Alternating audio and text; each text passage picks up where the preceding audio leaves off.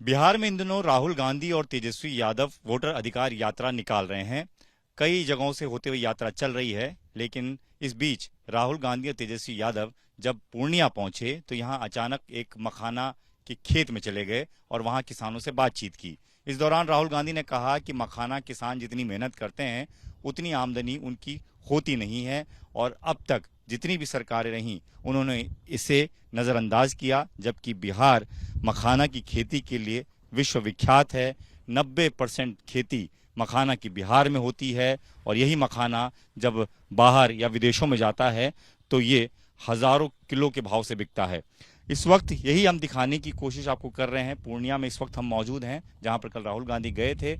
ऐसे ही एक खेत में हम आपको लेकर आए हैं जहां पर मखाने की खेती होती है और इस वक्त आप देखिए कि जो किसान हैं वो खेत से मखाना निकाल रहे हैं और इसके यहाँ से मखाने के बीज निकालने के बाद ये प्रोसेसिंग के लिए जाता है। फिर उसके बाद मखाना तैयार होता है।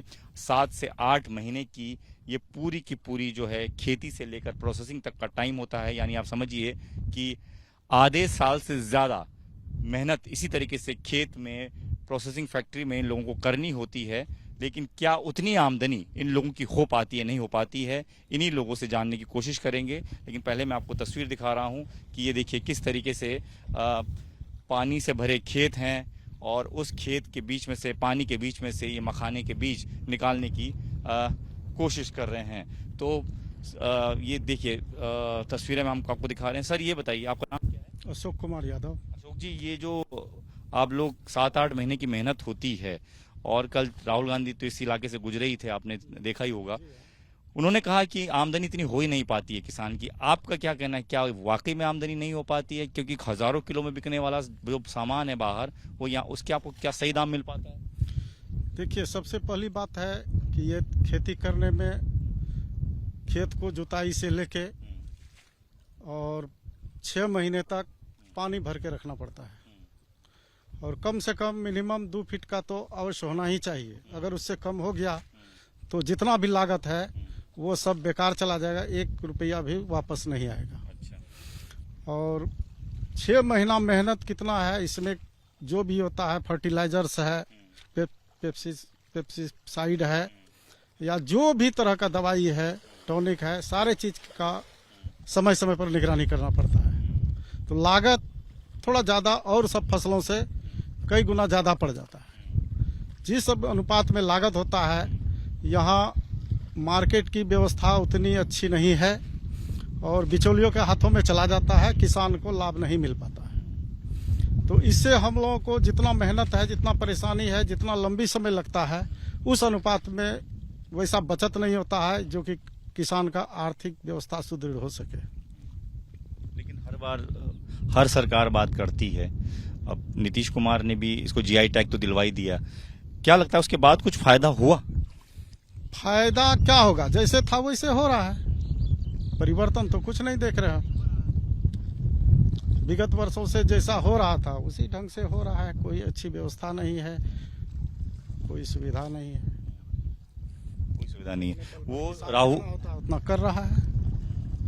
जो ये कहा जाता है कि खेती आप कर रहे हैं, प्रोसेसिंग का काम कर रहे हैं, सब कुछ मखाना तैयार करके आप निकाल के बाजारों तक पहुंचा रहे हैं, उसमें बिचौलिए ज्यादा पैसा खा जा रहे हैं, किसानों को नहीं मिल पा रहा। हाँ, डायरेक्ट बेचने के लिए जाते हैं तो पैसा नगद मिलता नहीं और बिचौलियों के देते हैं वो भी उधार जाता है।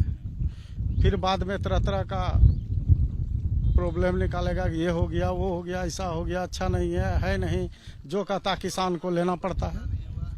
इस तरह की परेशानी इसमें बराबर देखने को मिलता है। देखिए कुछ किसान भी हैं जो कि मखाना निकाल रहे हैं।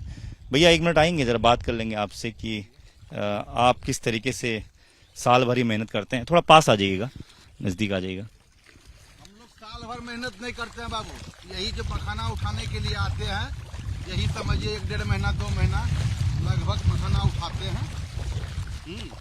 इसी में अपना बाल बच्चा का गुजर बसर कर लेते हैं। थोड़ा नजदीक आके अगर बात कर पाए आप तो, ये जो राहुल गांधी कल बोले कि किसान इतनी मेहनत करता है पानी के बीच में, खेतों में, उसका क्या आपको आमदनी सही मिल पाती है जब आप बाजारों में जाते हैं इसको बेचने के लिए, या जो आप ठेकेदार के साथ काम करते हैं, क्या आमदनी मिल पाती है? वो लेबर तो नहीं बेचता है किसान। उसको जो लाभ घटा वो अपना सोचे। हम लोग तो भाई अपने किलो के हिसाब से उठाते हैं और हम लोग किलो के हिसाब से पैसा लेते हैं। आपको लगता है कि मार्केट के हिसाब से कोई सही पैसा मिल पा रहा है?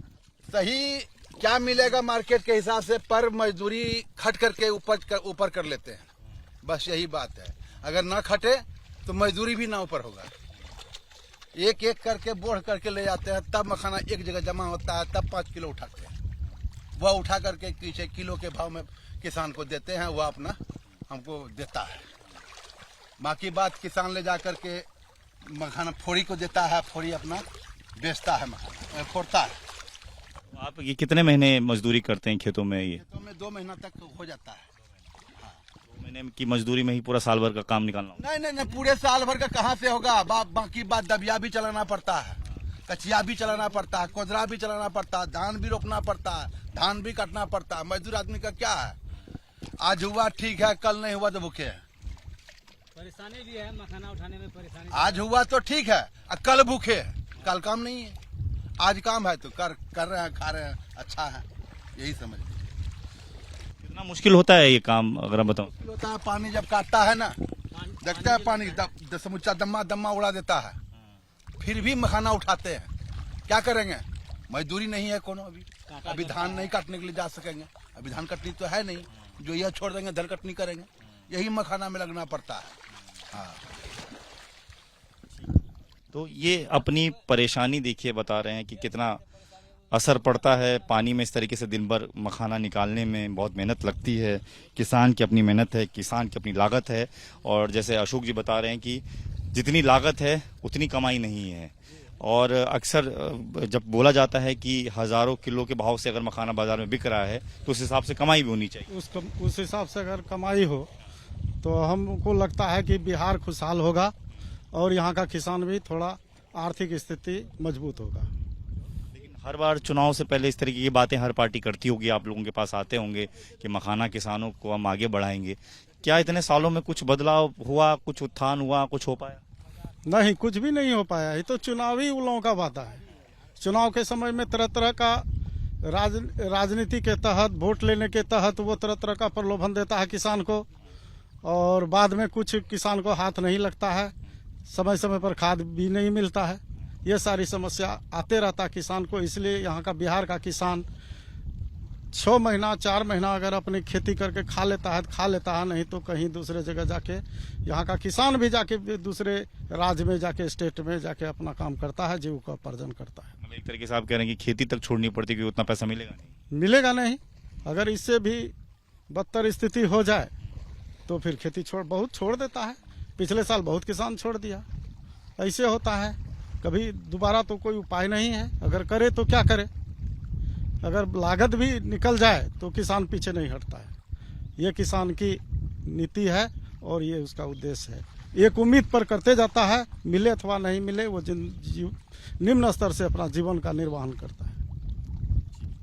तो ये मखाने के खेत पूर्णिया में हमने आपको दिखाए, उसमें मजदूरी कर रहे लोगों से भी बात की, जिनके खेत हैं उनसे भी बात की।